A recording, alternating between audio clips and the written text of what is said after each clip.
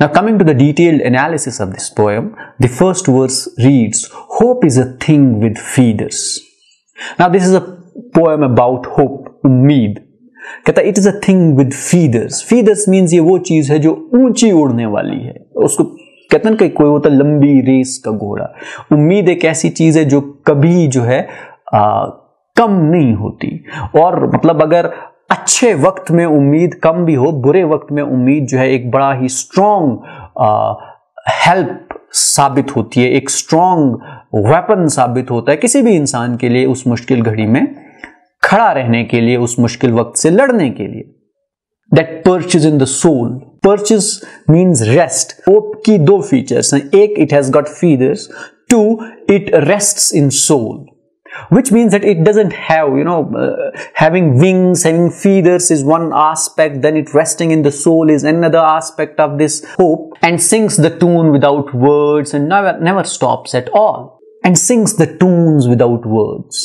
और ये गुनगुनाती भी है, लेकिन उसमें अल्फाज नहीं होते, और ये कभी कम नहीं होती, कभी रुकती नहीं. So hope is an abstract thing, and Emily Dickinson is making a very conventional explanation of hope.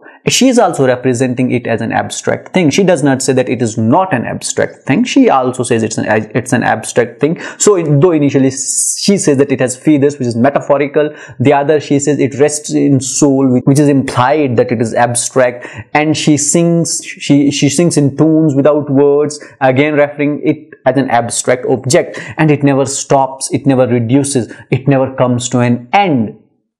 That was the first stanza of the poem. Coming to the second stanza, it reads, "And sweetest in the gale is heard." Gale means storm, strong wind.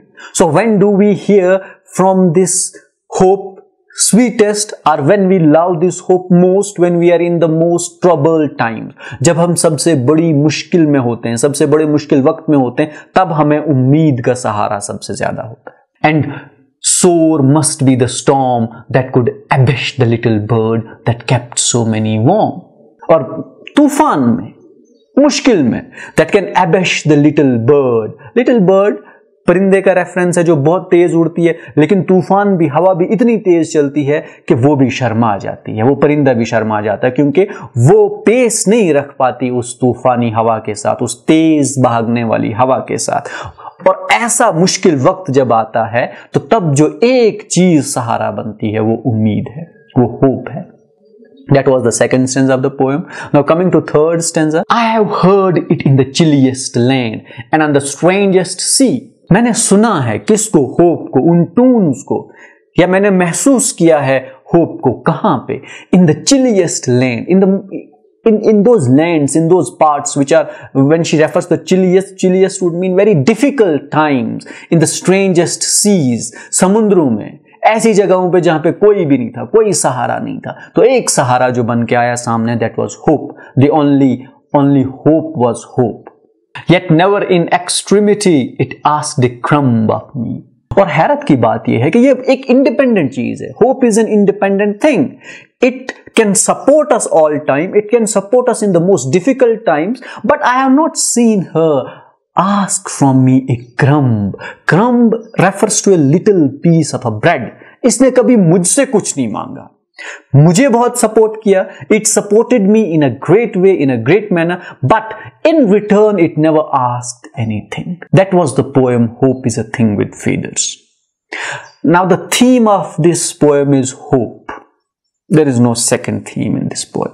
So you can look at this poem from this perspective, that it's a poem about hope. Its theme is also hope.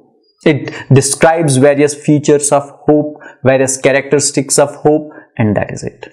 That is all that we have today at UrAkedmi. I hope this lecture was helpful for you and you were able to understand Emily Dickinson's poem, Hope is a Thing with Feathers.